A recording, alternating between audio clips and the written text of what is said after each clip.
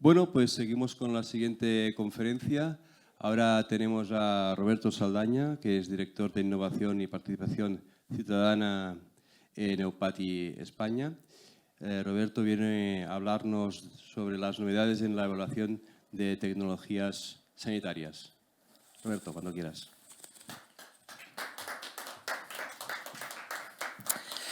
Muchísimas gracias. Si hay un tema que está ahora, diría, de moda o en boca de todos, es el de la evaluación de las tecnologías sanitarias. Y sí que es verdad que empieza a aparecer en todos los debates, en todas las noticias. Hay nueva legislación, además, en torno a ellas. Pero sí que es cierto que son complicadas de entender, porque hasta ahora este proceso burocrático, que no deja de ser un proceso burocrático, esa evaluación, pues era muy ajeno al mundo de los pacientes, al de los representantes e incluso al de los propios clínicos. Y si atendemos un poco a lo que venían diciendo los pacientes cuando hablamos con ellos, un paciente lo que te dice claramente siempre, da igual la patología que tenga, es que quiere más investigación, que quiere mejor acceso a los tratamientos existentes y también a los que están por venir y, sobre todo, una mejor calidad asistencial. Pero ¿cuál es el problema? Hemos estado cumpliendo, hemos estado investigando, hemos estado trayendo nuevos medicamentos al mercado, nuevas técnicas quirúrgicas, dispositivos médicos. ¿Pero qué aportan realmente? ¿Por qué tenemos que utilizarlo? ¿Por qué merece la pena que aquello que está llegando se use en la práctica clínica?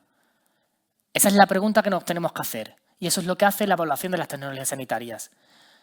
Empezando por la comprensión de que tecnologías sanitarias, cualquier cosa, hablando coloquialmente, que usemos para diagnosticar, monitorizar, intervenir en el curso de una enfermedad, incluso curarla. Da igual si es un medicamento, si es un dispositivo, si es un programa educativo de salud, cualquier cosa que utilicemos, si merece la pena, si tiene evidencia sólida del beneficio que aporta, evidentemente, también en comparación a lo que ofrecen otras alternativas, merecerá la pena que se use. Y eso es precisamente lo que hace la evaluación de estas tecnologías, de estas cosas. Entendiendo que la evidencia se genera mientras el producto se investiga, primero en laboratorio, en pruebas preclínicas, luego en ensayos clínicos, que es cuando ya participan las personas voluntarias probando la molécula o esas otras alternativas de manera experimental. Y una vez que se finaliza con éxito los ensayos clínicos, llega esta parte de aquí que evalúa los resultados positivos para poder comprenderlos. Esta parte de aquí verde, que es pequeñita, al final del ciclo de desarrollo, es la parte burocrática. Primero empieza con la parte de la autorización, que mide seguridad, eficacia, calidad, y luego nos vamos al proceso de evaluación, que ahora explicaré, para después, una vez que tengamos claro la seguridad y eficacia y también con respecto a lo que ofrecen en otras alternativas, poder ponerle precio al producto en el caso de que merezca la pena. Ya luego llegaría la práctica clínica, llegaría todo. ¿Por qué esto es importante para los pacientes y por qué ahora se nos está invitando a conocer este proceso burocrático? Porque hay novedades. Pero la primera pregunta que nos tenemos que hacer es, ¿qué se evalúa en la parte de la autorización? Porque esto genera mucha confusión. Hay muchas veces que decimos, ¿y por qué si Europa prueba un fármaco, yo no puedo utilizarlo en consulta? Porque son procesos completamente diferentes. Cuando hablamos de evaluar el riesgo-beneficio de un medicamento, lo decimos en términos absolutos. Ese medicamento tiene más ventajas que desventajas. Todos los medicamentos tienen efectos secundarios, pero este en concreto tiene más beneficios que problemas a la hora de utilizarlos. Eso es lo único que te dice el proceso de autorización, que merece la pena en cierto contexto para ciertas personas. También, además, con una evidencia que se ha generado en base a la comparativa con otros medicamentos, con algunos de los que puedan estar existiendo.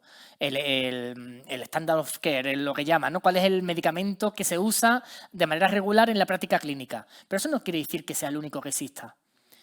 o que no hayan ensayos que tengan una metodología más débil. Puede ser que la enfermedad no tenga un tratamiento estándar. Entonces tendremos que comparar con placebo. O incluso habiendo un estándar se compara con placebo y otras alternativas.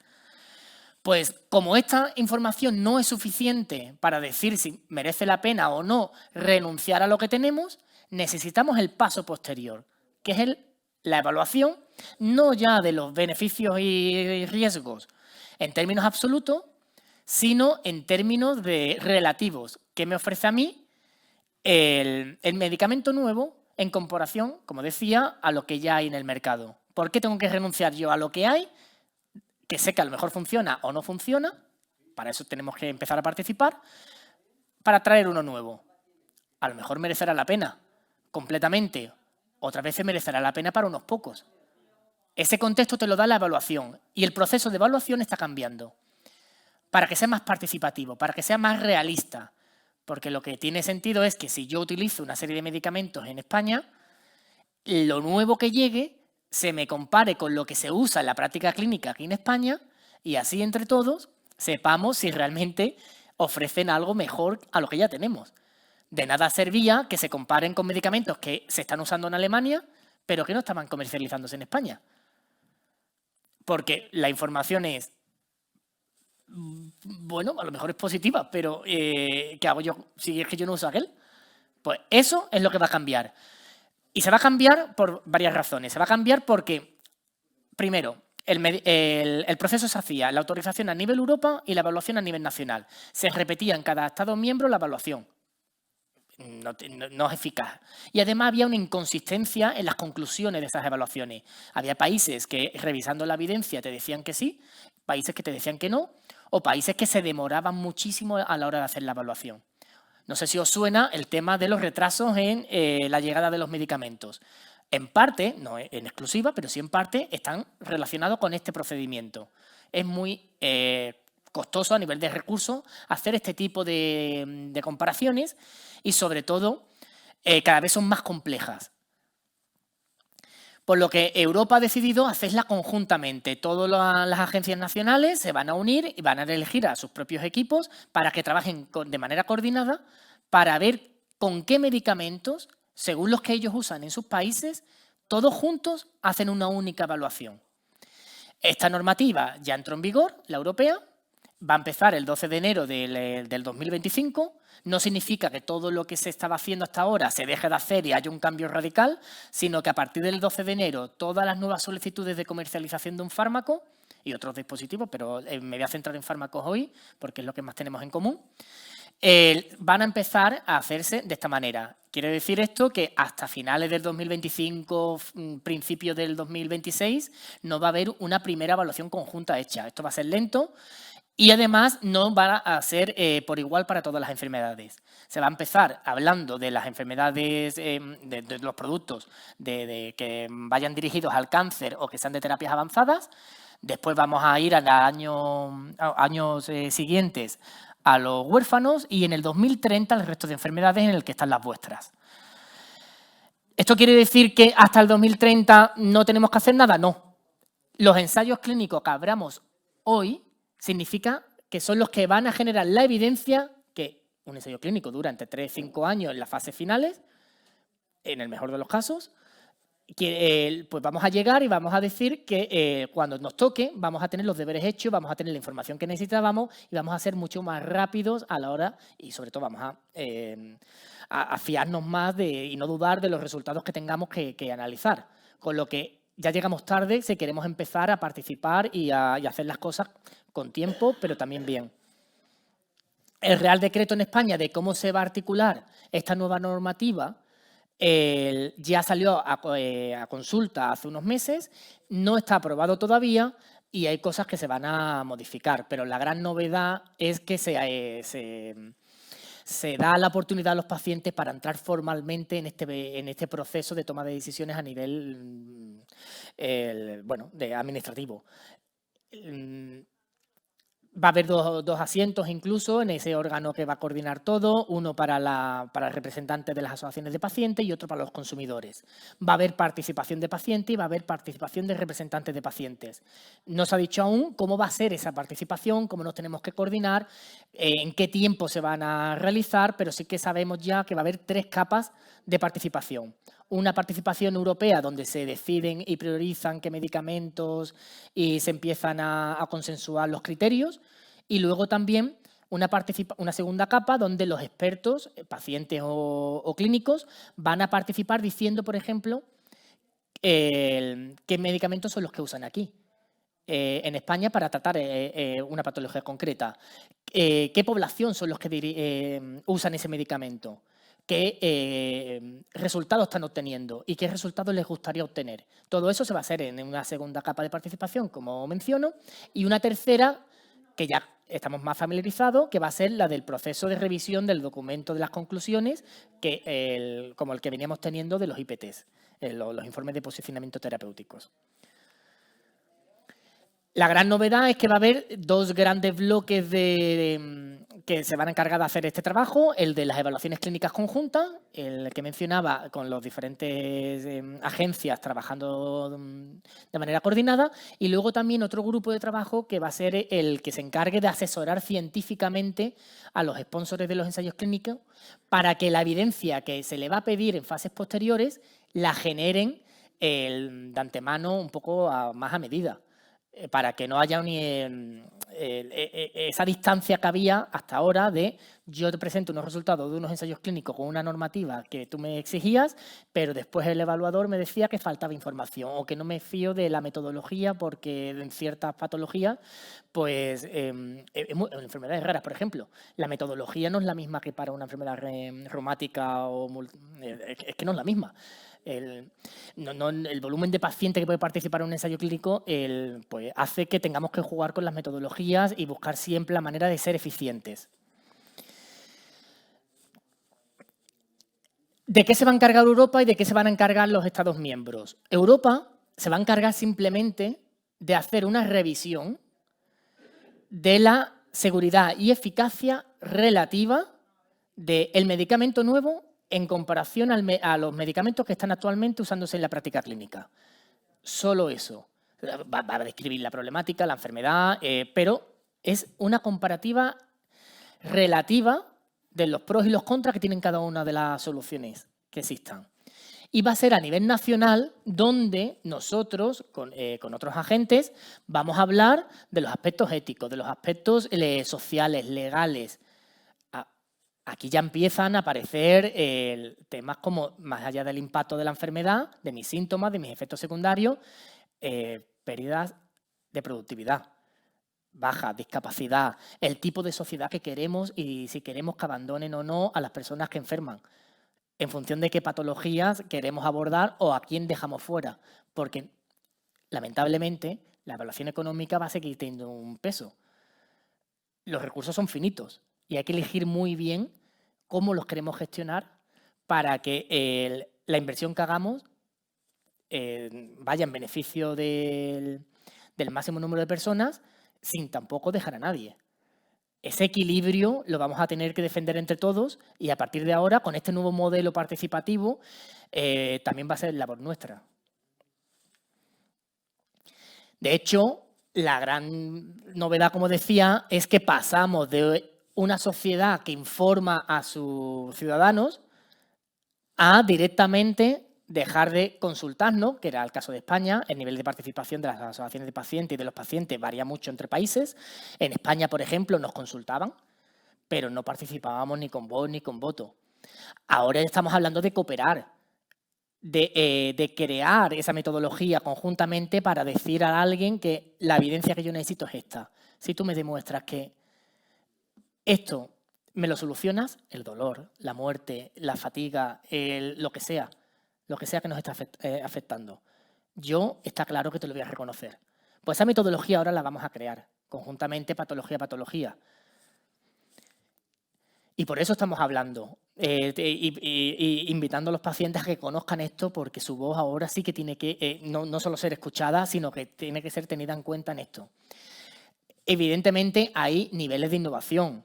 No es lo mismo evaluar un producto que incrementa poquito a poco, como los que conocemos habitualmente en nuestras enfermedades, los resultados que ofrecen los anteriores, a uno que viene completamente disruptivo, que arrasa con todo lo que había porque cambia el modelo por completo y presenta una solución completamente nueva y que, claro, también presenta otros desafíos.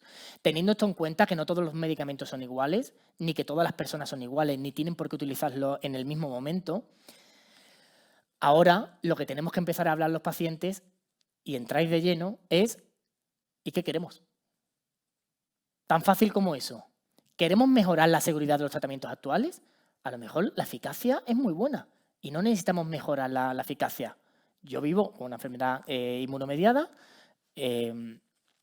y a lo mejor estoy en remisión. No puedo mejorar ya la eficacia, pero sí que me dan miedo los efectos secundarios.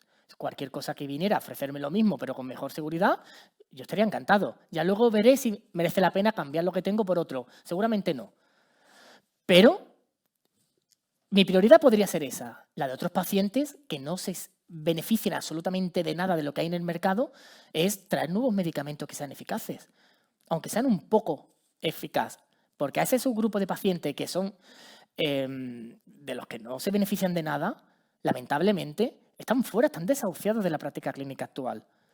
¿De qué sirve decir que la artritis reumatoide, por ejemplo, tiene muchos tratamientos en el mercado si yo no me puedo beneficiar de ninguno? Es como si no hubiera ninguno para mí. Pues esto lo tenemos que poner sobre la mesa. Y sobre todo decir el por qué tiene que llegar y por qué no me sirven los que están ahora. Y si la explicación y la evidencia es clarísima, por supuesto que la innovación se va a valorar de manera muy positiva. A veces la seguridad y eficacia están ahí. Y son las que son, y lo que queremos evitar son desenlaces nuevos. Queremos prevenir que no haya nuevos brotes. Eso no se podía medir hasta ahora, pero a lo mejor vienen soluciones al mercado que tenemos que priorizar porque precisamente abordan esa problemática. Es que te interceptan el brote. No tienes el brote, no tienes los síntomas, no tienes la progresión de la enfermedad. ¿Cuánto valdría eso? Y no me refiero a dinero ahora, me refiero a precio en seguridad. ¿A qué estaría dispuesto un paciente para encontrar no tener los síntomas? ¿Estaríamos dispuestos, por ejemplo, a tener un dolor de cabeza, una infección? ¿Con qué frecuencia? ¿Dolor? ¿Con qué intensidad? ¿Con qué frecuencia? ¿Un cáncer? Este análisis de riesgo-beneficio, a nivel clínico, por supuesto que también lo dicen los clínicos, pero a nivel personal va a haber a veces medicamentos con alta eficacia, pero también con efectos secundarios. El único que también puede decir si está dispuesto a asumirlos es el paciente. Pues eso precisamente es de lo que trata la evaluación de las tecnologías sanitarias. Y aquí el paciente tiene mucho que decir. ¿Cómo lo simplificamos? Porque hablar de qué quieren los pacientes es muy difícil. Pues le hemos preguntado a los evaluadores y le hemos dicho, oye, pero simplifícalo un poco. ¿Qué quieres de mí? Y nos han dicho, si me respondes a estas preguntas, a mí me vale. ¿Qué preguntas son? ¿Qué síntomas o efectos secundarios tienes como paciente? ¿Cuáles son? ¿Cuáles son los más problemáticos, los que te están fastidiando la vida? A lo mejor resulta que hay síntomas o efectos secundarios que son peores que los demás. Vamos a priorizar esos a la hora, porque a lo mejor un fármaco o cualquier otra solución te soluciona eso y a la hora de tomar la decisión pues puede cambiar por completo la percepción que tenemos del valor terapéutico que te ofrece cada alternativa. Lo mismo que cuánto duran los síntomas. ¿Realmente es un problema a día de hoy para los pacientes, para sus familias, para la sociedad, una patología que ya tiene mucho tratamiento en el mercado? Según cómo respondamos a estas preguntas, podremos salir de dudas. Lo mismo que cuántos días vamos a pasar en el hospital, cuántas veces hemos ido a urgencia, cuánto consumo de los recursos sanitarios estamos realizando, cuánto gasto de bolsillo, y qué queremos asumir también como riesgo. Todo tiene un precio. Y en este caso, a nivel de seguridad. ¿Estamos desamparados? En muchas patologías es la clave para tomar la decisión. En otras no. Evidentemente, estas son las preguntas. No nos habían dicho hasta ahora ¿Y cómo las contestamos? Yo he estado precisamente este año entrevistando a evaluadores, a economistas de la salud, a pagadores de los sistemas sanitarios, y me dicen que todo es más sencillo. Evidentemente, si tenemos la información de un ensayo clínico aleatorizado, pues, es estupendo. Otras veces no va a ser posible. Dependiendo de la evidencia que ya esté publicada en la literatura científica, pues será más necesario que contemos las cosas con más detalles o con menos. A veces además que tendremos que validar y legitimar la decisión que se está tomando. Otras veces la vamos a tener que contextualizar si nadie había hablado de ese tema previamente. Y donde pueda hacerse un estudio científico, a lo mejor también nos vale, si no hay otra evidencia, la propia encuesta de una asociación de pacientes. O un testimonio. Un testimonio ayuda muchísimo, muchísimo a comprender algo que se está empezando a deshumanizar. Cuando decimos que tantas personas con enfermedades inmunomediadas, por ejemplo, viven con fatiga, nos hemos quedado que el 60% la sufren con X frecuencia. Pero es que eso no te explica que no puedes salir de la cama, que tu familia se te está destruyendo porque estás perdiendo el vínculo con tu pareja, que has tenido que dejar de trabajar. ¿Qué supuso dejar de trabajar? Perder amistades, perder tu nivel económico. Pues ese contexto lo pone el testimonio y lo tenemos que recuperar añadiendo esos testimonios a estos informes cuando respondamos a estas preguntas. Sin olvidarnos que estas preguntas no valen que las contestemos a nivel general. Ya no sirve de nada hablar del paciente, por ejemplo, con enfermedades reumáticas o musculoesqueléticas. No sirve, porque hay subgrupos de pacientes. Tenemos que hablar de los subtipos. ¿Qué paciente, hombre, mujer, con qué edad, con qué número de fracasos terapéuticos se vive con la enfermedad? Y con esas preguntas para poder contextualizar y tomar la decisión para esos subgrupos concretos. De lo contrario, podremos estar diciendo algo que a lo mejor no es representativo de la persona que se va a ver perjudicada si no evaluamos bien y dejamos fuera precisamente la información que le podía beneficiar. La metodología PICO es sencilla y ya con esto termino. Significa población. Cuando hablamos de la enfermedad y las estamos representando, ¿a quién en concreto estamos representando? La intervención que va a recibir, en este caso la nueva que acaba de llegar, para compararla con otras alternativas que serían lo que usarían si no llega a esta, para saber los pros y los contras y ver los resultados. En inglés sería las siglas, población, intervención, comparadores y outcome, que serían la palabra resultados en inglés. Si somos capaces de hablar de qué nos pasa con cada uno de los detalles que nos afectan a cada subgrupo, estaremos ayudando a que cada vez se hagan mejores decisiones y en beneficio de todos. Y eso es en qué consisten las evaluaciones de las tecnologías sanitarias. Muchísimas gracias.